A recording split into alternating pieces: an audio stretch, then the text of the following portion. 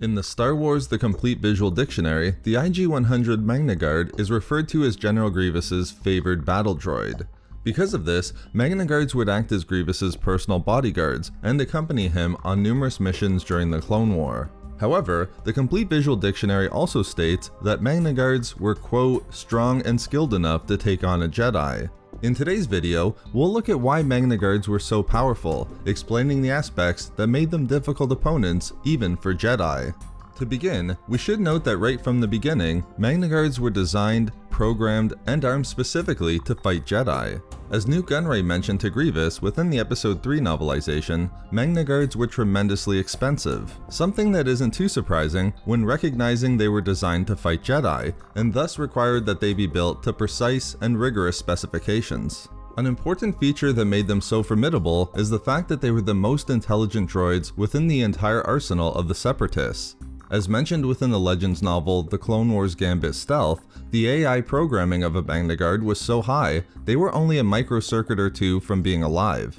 MagnaGuards benefited from hyper-sophisticated combat algorithms that allowed them to learn from experience, thereby allowing them to instantly change and adapt their tactics as required in any situation. As seen within the Legends novel Labyrinth of Evil, even Dooku considered Grievous's MagnaGuards to be lethal opponents. While watching Grievous duel a number of MagnaGuards upon Grievous's flagship, not long before the events of Episode 3, Dooku recognized that they had advantages in size and strength, and were capable of performing moves that were almost faster than could be followed. Not only that, but their strikes were precise, their weapons going exactly where they were meant to. Obi-Wan also clearly understood the impressive speed that MagnaGuards could achieve in combat, recognizing in the Episode 3 novelization that their reflexes operated almost at light speed. When it came specifically to lightsaber combat and their ability to defend themselves against the Jedi and emerge victorious in combat, MagnaGuards benefited significantly by their programming in the 7 classic forms of lightsaber combat, which were the combat forms utilized by the Jedi Order.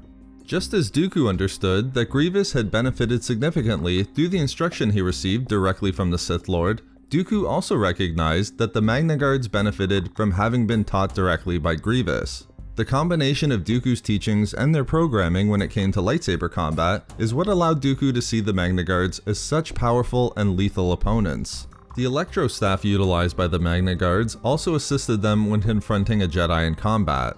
It was designed specifically to withstand lightsaber strikes, generating an energy field on both ends of the weapon that was impervious to lightsabers, while being made from an alloy of a rare and virtually indestructible metal. The highly charged electric tips located on both ends of the Electro Staff were immensely powerful, as they could be fatal with merely 5 seconds of contact with an opponent.